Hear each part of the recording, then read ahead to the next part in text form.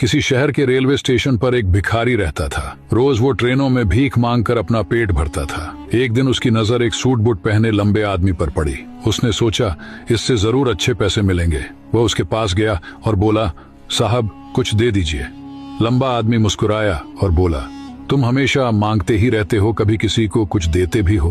भिखारी शर्मा गया, साहब मैं तो भिखारी हूँ, देने के लिए मेरे पास क्या है? आदमी बोला, जब तुम किसी को कुछ दे ही नहीं सकते तो तुम्हें मांगने का भी अधिकार नहीं। इस दुनिया में लेने देने का नियम चलता है, जब तक दोगे नहीं मिलेगा भी नहीं। और वह ट्रेन में बैठकर चला गया। उसकी बात भिखारी के दिल में तीर की तरह चुभ गई। 2 दिन तक वह यही सोचता रहा, शायद मुझे भी इसलिए कम मिलता है क्योंकि मैं किसी को बदले में कुछ नहीं देता। तीसरे दिन उसने स्टेशन पर खूबसूरत फूल खिलते देखे। उसके मन में चमक आई, क्यों न देने वालों को बदले में फूल दूं। उसने कुछ फूल तोड़े और भीख मांगने चला गया।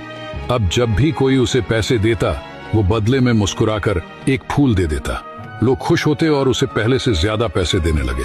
भिखारी समझ गया, देने में ही पाने का रहस्य है। एक दिन वही लंबा आदमी फिर स्टेशन पर दिखा। भिखारी दौड़कर गया, साहब आज मेरे पास आपको देने के लिए फूल है, आप मुझे पैसे दीजिए, बदले में मैं आपको फूल दूंगा।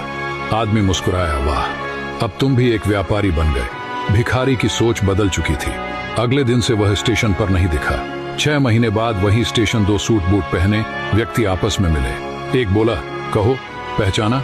दूसरा बोला, नहीं। पहला मुस्कुराया, हम 2 बार इसी ट्रेन में मिल चुके हैं, मैं वही भिखारी हूँ। दूसरा व्यक्ति हैरान, ओह तुम वही, लेकिन अब तुम कहाँ जा रहे हो? वह गर्व से बोला, फूलों का बड़ा व्यापारी बन गया हूँ। लोगों ने मेरी भीख नहीं खरीदी, मेरे फूल खरीदे। आपने सिखाया था जब तक हम कुछ देते नहीं हमें मिलता भी नहीं। उस दिन से मेरी सोच बदल गई और मेरी किस्मत भी। दोनों मुस्कुराए और आगे बढ़ गए। इस कहानी की सीख सफलता हमारी सोच में छुपी होती है। तुम खुद को जैसा मानते हो जिंदगी भी तुम्हें वैसा ही बना देती है। इसलिए खुद पर भरोसा रखो और देने की आदत डालो, किस्मत खुद बदल जाएगी।